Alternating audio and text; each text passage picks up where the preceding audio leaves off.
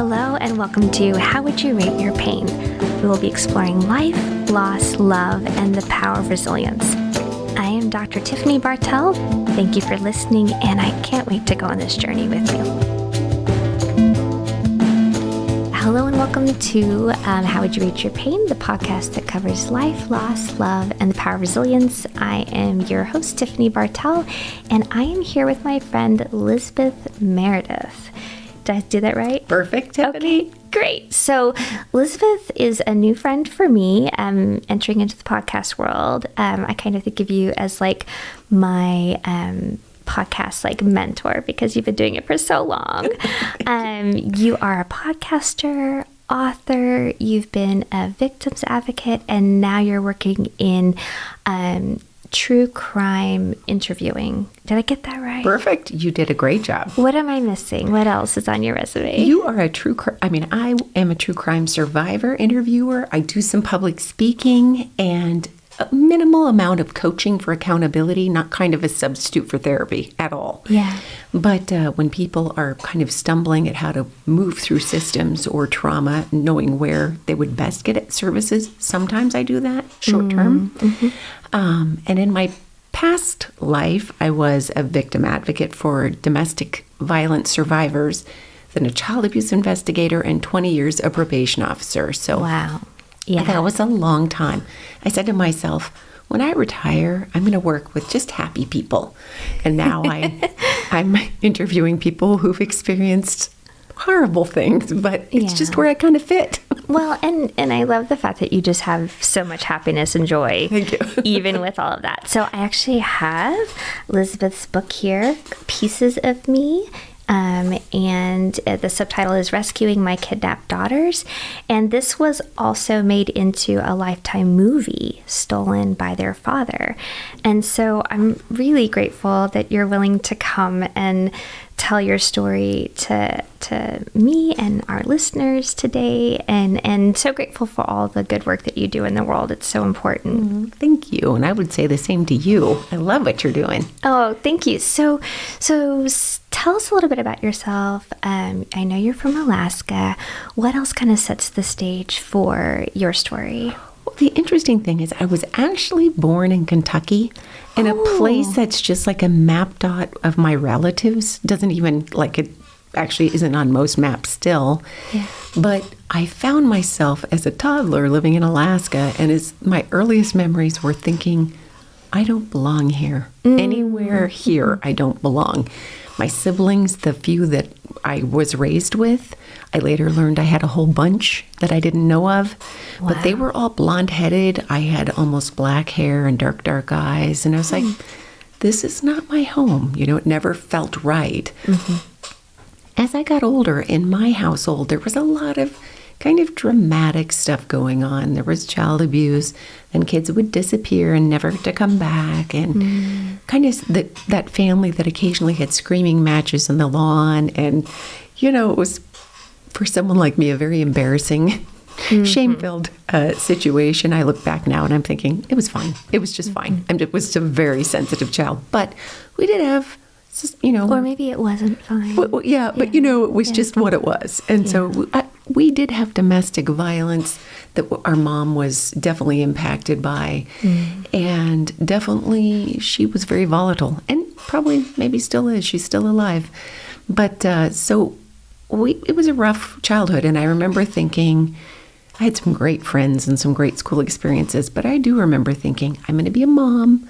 I'm going to do it right. And I'm not going to have any divorce. There will be no domestic violence. My kids will never have to look their wayward parent up with an attorney like I did at the age of 20. Okay. Yeah. And lo and behold, I married young. Fast forward a few years into that marriage, 4.5 years, staying at a shelter with my tiny children. And then years after that, he took our daughters and fled the country. It was a cautionary tale of, you know, you need more than good intentions to create the life we want. Yeah, we end up kind of just living the story we know. Right. And with different players. And maybe not intentionally at all. Absolutely. But it takes work to really figure out, how did I become the person I am? and how do I become the person I'd like to be? I tried to skip through all of that and just do cliff notes and was like, oh, someone's interested in marrying me. Perfect. This will be fabulous. And, you know, to this day, I think my kids still experience the impact of that decision. They're wonderful humans, but it was a lot. It was a lot to go through. I, you know, remember at the age of 24, when my second child was born, 25 when I left, standing in the welfare line, you know, waiting to get public assistance benefits. And my kids were small and dirty. We didn't have a home. We were staying in the shelter. And as I was applying for these benefits, and this is something that my mom always thought was like only the lowest of low would ever ask for the government handout. Okay. So I was the lowest of low, dirty kids, the whole thing. And the public assistance worker looked at my stuff and was like, hey, you've got some schooling in. You do have some college credits behind you. What would you think about signing up for college, getting a Pell Grant?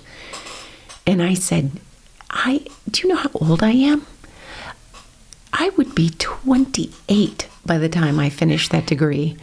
And she said, sweetie, how old do you think you'll be in a few years anyhow? You could be 28 with a degree or 28 without a degree. Wow. I was like, oh. That's so wise. Not a bad point. Yeah. So on the way home to the shelter, I did get an application, and eventually I really tried to create a life that was much better for my kids, not go back to the relationship, not jump into another one. Tried to finish college, get counseling, get them play therapy because they'd seen me get injured, my oldest. And, you know, try to do the right things that I thought a good, quote unquote, victim would do. And what I didn't realize was the more self-contained, the more secure, the better I was doing, the scarier my former husband became. And I think it's a losing that control. Yep. I think a lot of people think, well, the solution to ending domestic violence is teaching women to make better choices or teaching people to make better choices. And in fact, that wasn't quite the case. And it usually isn't. Like, right. You know, the less power and control they have, the more dangerous the situation gets. Exactly. And I just did not read the room. So when I got the protective order I needed, we got into low-income housing, I finished my degree. Wow. And I was very proud of myself. I went to work doing domestic violence survivor advocacy. All the while, scary stuff continued to happen. From your ex? From my children's father. And on their visits, they'd come back terrified. And, you know, I'd do what I could, but then I'd ignore things so I could just function. And looking back, I was so shocked when here I was working in the field, and then my kids were kidnapped and taken out of country. It was like, wait a minute. But I ended that marriage. Like, why is this happening? I did everything right. I tried so hard, and you know, it did not work out quite the way that I had hoped. Well, and it sounds like you were doing it like on your own. So much of it, just trying to figure out, you know, what to do next, and you know what the right thing to do was while managing. It's hard to be a single parent. Yes. It's so hard. Where I lived at that point, I was still in Alaska. I didn't have then any family to be able to help. Okay. And I didn't know my family, a lot of them, because I hadn't grown up with my dad. Okay. So, you know, in hindsight, I look back and I think, wow, I'm sure that there were people there that would have helped had I communicated to them, here's what I need. But I wasn't able to, and it wasn't a system I was familiar with. Yeah. In some ways, I was very lucky to not, because it's very easy to shift dependency. And so instead of doing that, I really was kind of forced to like think, okay, and finally, who am I? How did I get here? Yeah. Who do I want to be for my children and myself? And what are the baby steps I need to get there? That's so incredible, though, like that, you know, so hard you had to figure it out yourself, and so amazing that you actually were able to make the steps you did. Thank you. And I think that when we grow up in the chaos, we're not really taught to expect to ask for help and get that help. Right. You know, we're kind of taught to kind of be self-sufficient or hyper-adaptable or whatever. And so, you know, fast forward into adulthood, not not everybody knows that they can ask for help. Right. And that there are good people with good intentions that will give help and be trustworthy and dependable in a healthy way. It's a hard skill to learn. It is. And I really had to rely on systems more than even just like personal friendships. Mm-hmm. So when I worked at the domestic violence agency, the woman who ran it was running for mayor, but she'd worked for school board, and she was, she was still to this day a mentor. But I admired that. I kind of thought, okay, she understands the value of connection and community. Mm-hmm. And I try to find people to emulate. I did have a therapist, which was great. It was what public assistance would pay for, and then eventually what what I had from my work.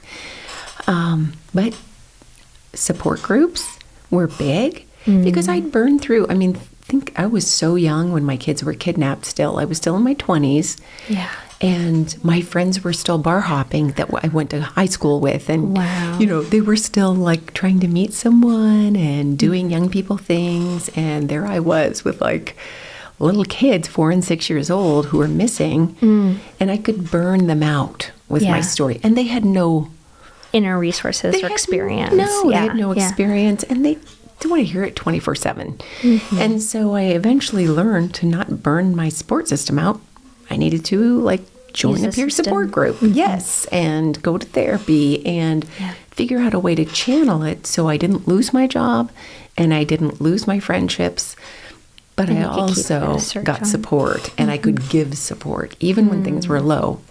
I think that's the thing about peer support is it's a place to give and receive. Mm-hmm. So it did help. Those early lessons in domestic violence kind of prepared me for 4 years later, my kids being kidnapped. Can you tell us a little bit about what happened? How was he able to do that? And then what happened next? He was smart. I will say that. He was older than myself, a very smart person.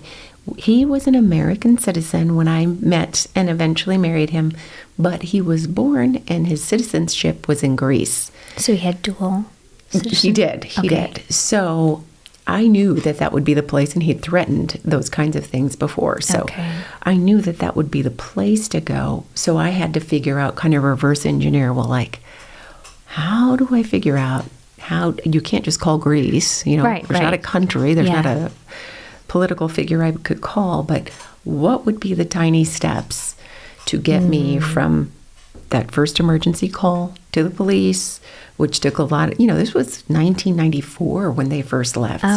We didn't know all that much about international child abduction. It's different now.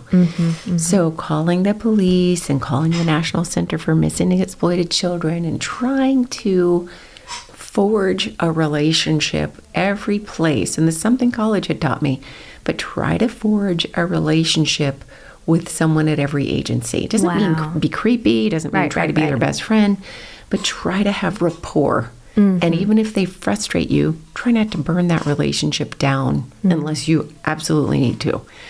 So it took a while, but we got confirmation that my former husband had left the country with our daughters. Now, did you get that from the U.S. side? Yes. Okay. Yes, the U.S. side. So calling the police, and police officers ma'am, you don't need to be so hysterical. He's just a dad that wants to be with his kids more, obviously. I'm you don't understand.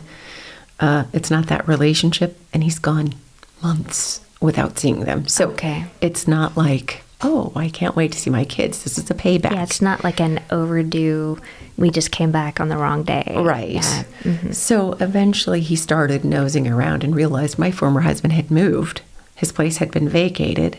Okay. And then he finally got through a connection that he had left on the plane with the girls. But he did it smartly. So, and I don't want to give people tips on how to abduct children, but if I could get him to write something, a little book, because he really was smart. He put his name and the children's names were misspelled for the airplane tickets and misspelled again for the passport. And so it always looked like you could just explain it and say, oh man, I don't know why this happened.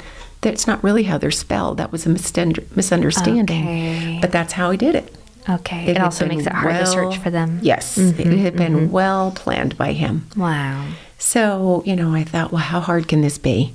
My impressions were you just get on the phone, you call Interpol, find your kids. Yeah. Not That's even. those movies. You can do it in like 90 minutes. Exactly. Yeah. In my movie, you could do it in 90 minutes now, right? But so much has to be cut out. So that first many months was just dealing with one government agency saying, like the police would say, here's what you need to do next. And then I do that next step with, let's say, the district attorney's office and or, the National Center or the State Department. And the State Department would say, now you need to work with police. And then I'd work with police and they'd say, okay, here's a warrant. And I'd call the State Department. I said, here's what happened. And they're like, that was the dumbest thing I've ever heard you do. This warrant will now make sure that Greece will not cooperate with us.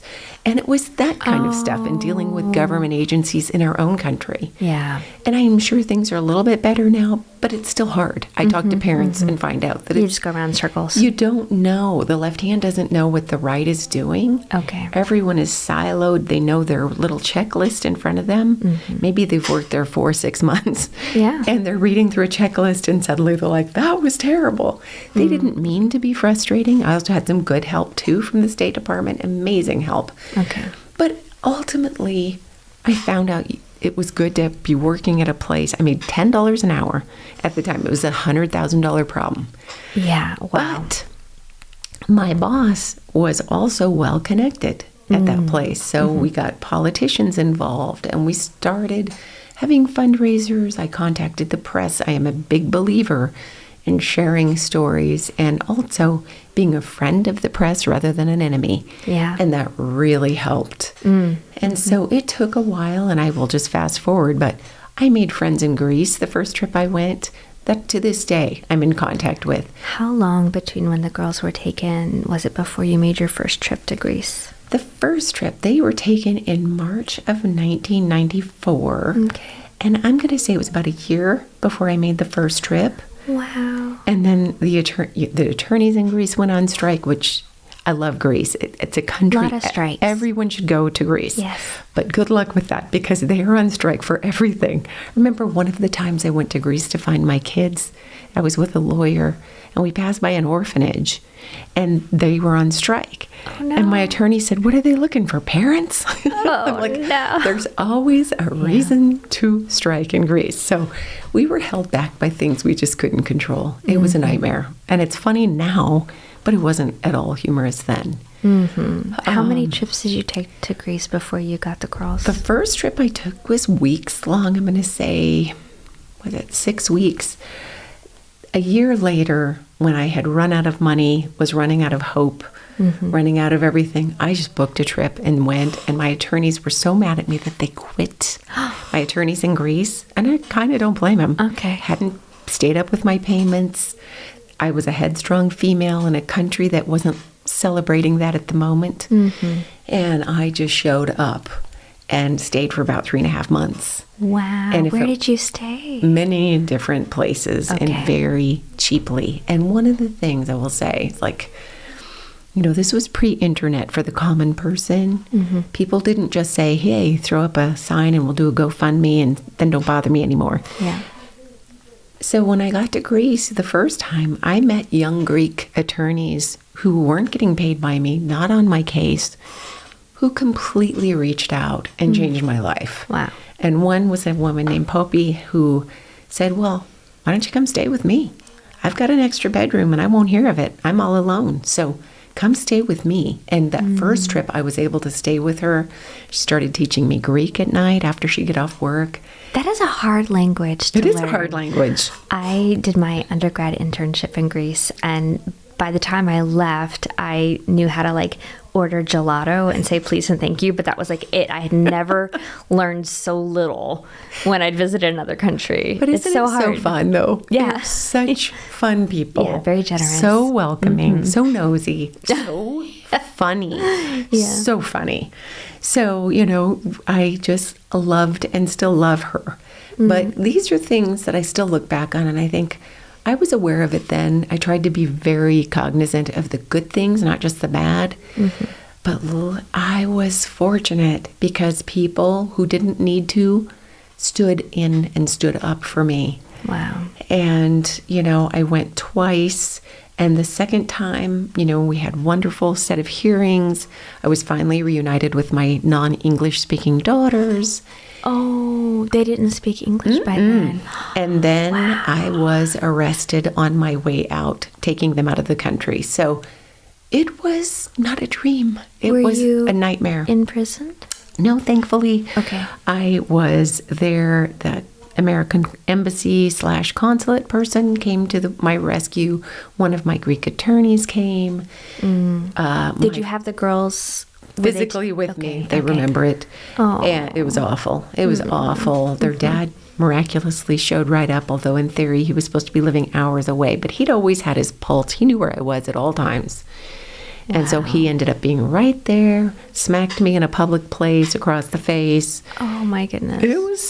It was a nightmare. And then we had to go through more hearings where the Greek attorneys, not with the Greek attorneys, the Greek courts reversed my custody. So I snuck out of the country with my children through a boat through Turkey and fought it when I came back to the United States. Wow. Yeah. Wow. It was not, and I was very, very careful with my book to be sure to say, this was not, happy endings, so easy. It wasn't now so easy. No, we came back nearly bankrupt, broke, now having to fight it out in court, in federal court, and with 2 traumatized children. So that was when the hard part started. But still, without the help of a million people, we wouldn't have been able to do it. It's true. We would have never, if it was up to me and just me, I couldn't have done it. Yeah. How long did it take you to finally resolve everything? You mentioned you came back to, got to Alaska, how long did this continue for you? Well, the court stuff continued, I'm going to say, a year and a half after we returned, we were done. And we prevailed in federal court. Okay. The financial and the traumatic part was just beginning. And so I think, I was of a generation that totally believed that, like, hey, with the right support and we just move forward, and I got the girls play therapy, and I got them good mentors, supports, a great school, all the things. But I relayed to them a message which was, okay, we're over it. So many people have helped you, so you really should be inventing the cure to AIDS or whatever, because we owe a lot of people for you being here. So we owe other people our success. Yes. Okay. It was very damaging for them. I didn't know it. I wasn't cognizant really. But later I was like, oh no. Well, it sounds like that was a pressure you put on yourself too. Yes. Of like, we did this, we've been helped, and now this story has to end. Wow. Right. So suck it up, kids, because you are lucky, even if you don't feel like it. Wow. It took a while. I was a trauma-informed trainer for my job in probation. So I became a trauma-informed trainer, and it was at the training of trainers. I remember thinking, I have made huge missteps. I have apologies to go home and be making. And my kids were like, yes.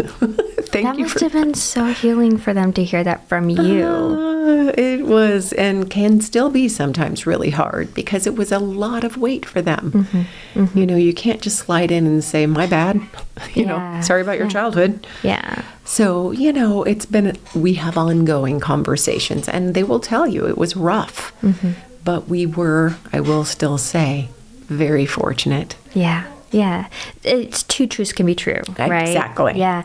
And I think, your story really highlights, I think, an important point, which is we do consume so much social media and so many movies and TV shows, and it's all tied up in a nice little bow at the end. But real life, surviving hard things, there's not always like, a bow at the end of it, even if the ending is really good. Amen. Compared to the middle of it, you know. Absolutely. Life is messy. And I think one of the things for social media, there are a lot of things I like about it, but one of the hard things is when people who are going through so much look on social media and scroll and then think, I'm the only one that doesn't live in this kind of a house, have this kind of a body, have this kind of a family. It's like, well, that's not true at all. Yeah, because we don't put like the lowlights up, and nobody wants to watch a show where people just perpetually struggle. Right. Yeah, we want at some point, we need that release of tension for them to be fine and be happy now. Exactly. But I think it's really important, for people, especially people who haven't gone through a really significant trauma. Yay, like that's wonderful. Right. But also, I think not rushing survivors and not asking them to live as if though it never happened. Right. Exactly. Healing doesn't mean it didn't happen. Right. I always tell my clients it'll always be a part of your story. Right. Trauma work is just so that you're not living it in your body all the time. Right. But there'll always have been that chapter. And we have to live with that. And it's so unfair. There's so much injustice that people have to live with the results in their life of other people's choices. It's this true. man made this choice to be so abusive and harmful, to you and your girls. And yes, you're living a life and you're living in freedom, but it doesn't mean that there's not consequences. Right. Exactly. So one ended up with pretty significant health issues, and the other with a real strong mental health break. When she was first separated, when she went to college, she lets me talk about it because it's a part of our story. I don't talk too much in depth about it, but it's very real. And, it's not like, I always thought as a younger person, like, well, I've gone through enough. That was my quota.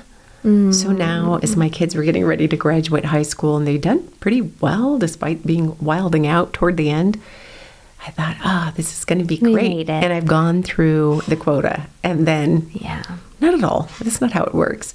So I like to tell people I work with, I believe in taming trauma and incorporating it and sharing our stories to increase resilience, but it really doesn't go away. On the other hand, if we never share our story or never have some way of expressing it, whether it's journaling or meditation. I talked to someone today who said meditation really helped them. Whatever they choose, it can stay with us and just get heavier and heavier and heavier through the years. Yeah, and I think that's one thing we were talking about before we started recording was that healing is a choice. So we don't get to choose whether or not something happened. We can't erase that something happened, but we can choose what place it gets to occupy in our lives. Exactly. And you have to go through it. You have to do the work to be able to find out what is on the other side. A lot of my clients, when they come in and they have these just, really terribly tragic things happen, they'll say, well, should I keep this job or should I keep this relationship, whatever? And it's like, well, there's so much to think about when we get through treatment to see what you want, or how you actually feel in these scenarios. Because sometimes it is contributing and sometimes, it is causing some of the dishealth, but sometimes it's really hard to evaluate things clearly while we have this burden, of pain and suffering. It's so true. It's very true. And I would just say, none of us have to go through it all alone. However we go through it. I don't know if we can. Yes, right? exactly. Yeah. So it's just important. And that's why podcasting is fun. Yeah, it is. Yeah, I think people need people. And we're just kind of wired that way. And so, we were recording before this for yours. And, for me, my husband's been my person, just my anchor, my rock. But for other people, it might start off being your therapist. It might be an advocate, or someone who's interviewing you and connecting you with resources. It might be, reading a book or something that resonates with you as the first step. Right. But yeah, I think that, someone was asking me, I do EMDR, and they were like, can I just do EMDR at home by myself if I buy these tappers? And I'm like, we can't be our own therapist. Right. We can't even be our kids' therapist or our friends' therapist. Absolutely not. Yeah. Exactly right. That is so true. The closer we are to something, it doesn't matter what kind of schooling we have. Yeah. We're all stupid about our own stuff. Yes. Yeah. Exactly. Yeah. Exactly. So tell me, how how has your experiences like led you into or impacted and influenced what you do today with your work? Well, I feel like all along, I've always loved story. And when I was a little kid, I thought, oh, I want to be a writer. And I started thinking about my life as a story. And like, the fact is, we inherit our beginning. Yeah. Maybe we influence the middle as much as possible for an ending we're proud of if things go well. I like that. But it's always been about story for me. So when I did domestic abuse survivor work, child abuse investigation, probation work, it was just like, man, these stories are so amazing. And that they share them is really a privilege to be able to be there with them while they're finding their voice.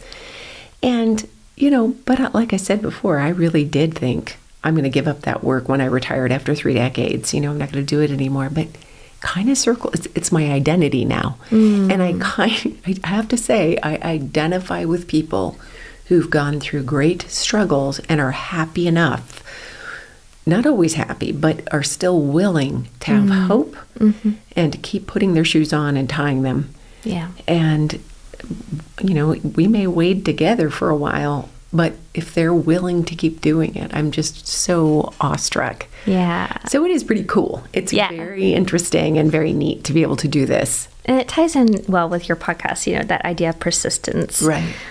Because I think, the power of just taking even a baby step forward. Right. Or, one of my clients, was struggling with some pretty severe depression. So our goal was like, put on pants and 2 of the same shoe. That's the only homework this week, is every day when you go to work, be wearing pants and 2 of the same shoe. And the shoes are optional. Right. And so...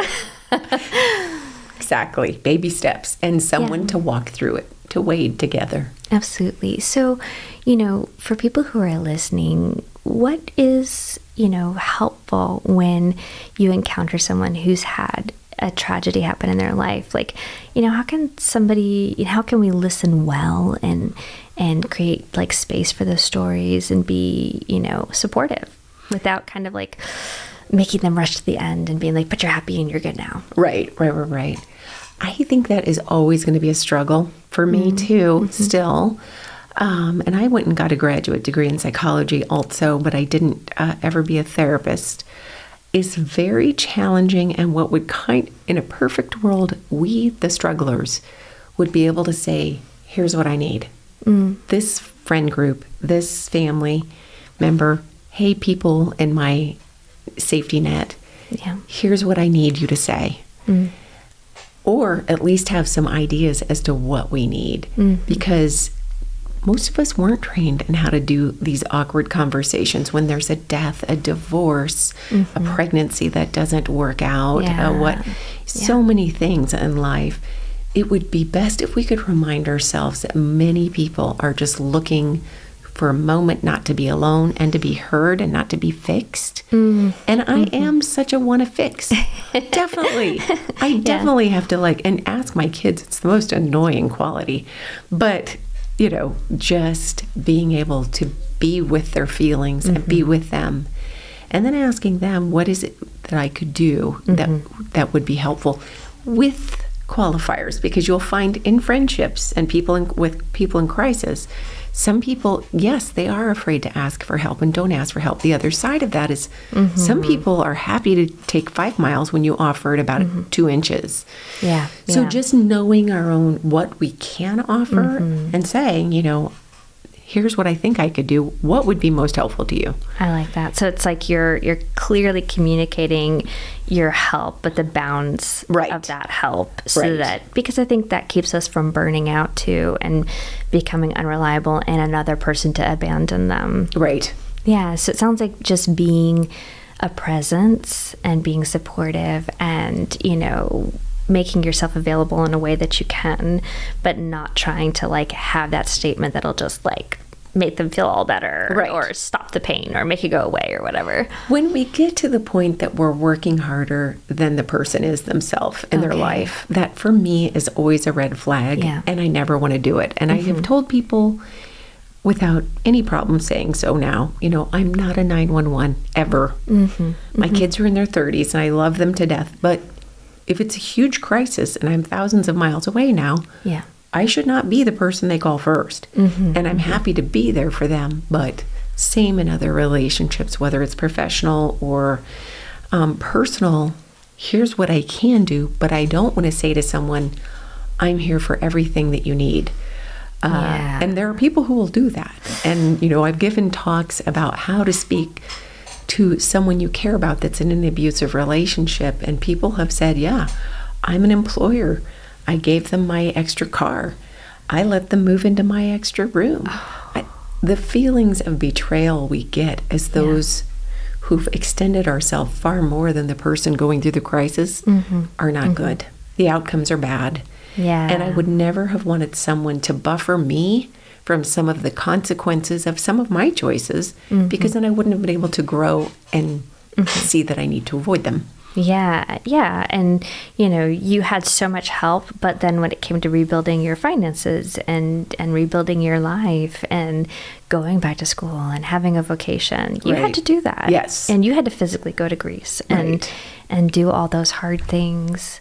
So how about for people who are listening who just might be in the thick of it, like they're in the middle of the story?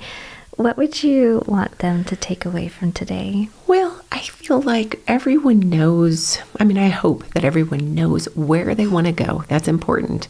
I wrote a second book, Grounded in Grit, but it was largely about we got to look backwards a little bit to see where we came from. Yeah. And I don't mean take years and talk therapy and, every week dread going in to talk about, no. But just looking at where we've been, where do we want to go, and then seeing who could be in the support system. Are there agencies? Is there a nonprofit? Is there counseling? Is there a support group, a peer support group? Oh, there's nothing for the very thing I'm experiencing that I can find. Maybe I need to create a meetup group. I love that. Yeah. And, I talk to people frequently on the podcast and other places that said, I just had a guest the other day who was like a male breast cancer survivor at 17. I saw that. Trust me when I tell you that there was no peer support group for him because we don't expect men to get it. Right. But instead of just like wringing his hands, he and his mom created that support. I love so that. being willing to know, even if you're an introvert such as myself, there are people who've walked in your shoes and who will, and you have something both to gain from knowing them and to give from knowing them. I love that. And don't squander the experience of your difficult time. Don't let someone carry you through it. Be sure that you're there to take notes, to learn, to give back, and to be shaped. We can be refined by our hard times. They don't have to define us. I love that. I love what you've done with your story and how you use it to help so many people. Thank you so much for being here today. I loved it, Tiffany. Thank you for having me. I love all of our talks. I do. I love all our talks. The only thing that's like lacking a little bit is Oliver's not here. That's right, your my kitty cat. Yes. Maybe next time. My falafel-loving kitty cat who ate your falafel. Oh, yes. I've never seen a cat pick up an entire falafel and walk away with it. It was magical. He's quite a guy. Half of it. Yep. Yes. He sure did. Very cultured. Very cultured. Well, thank you so much for listeners. Again, the book is Pieces of Me, and the video or the movie is Stolen by Their Father. And you could check out Lizbeth's podcast. It is on Apple and Spotify, right? Yes. It's Persistence You. And I'll see you all next time. Be gentle with yourself. And remember that if you have a story to tell or share, you deserve spaces you could do that in. So sometimes we make that space, sometimes we find that space, but you're worth it. And I'll see you next time. Thanks for listening to How Would You Rate Your Pain? Please subscribe on your favorite listening platform so you never miss an episode. And if this show made you think of someone, please share it with them to help us grow. I'm your host, Dr. Tiffany Bartell. You can find me on Instagram at the_happy_therapist_. This show is not intended as medical advice and should not take the place of therapy or other mental health services. Please consult with your doctor or mental health provider about your own health. You deserve all the support. How Would You Rate Your Pain is co-produced by WaveLength Studios and Chattanooga Podcast Studios and is part of the Podnuga Network. graphic design provided by Josh Wilhem at JW Creates, and music by Michael Crosa. I'm Dr. Tiffany Bartell. Thanks again for listening. We'll see you next time right here on How Would You Rate Your Paint?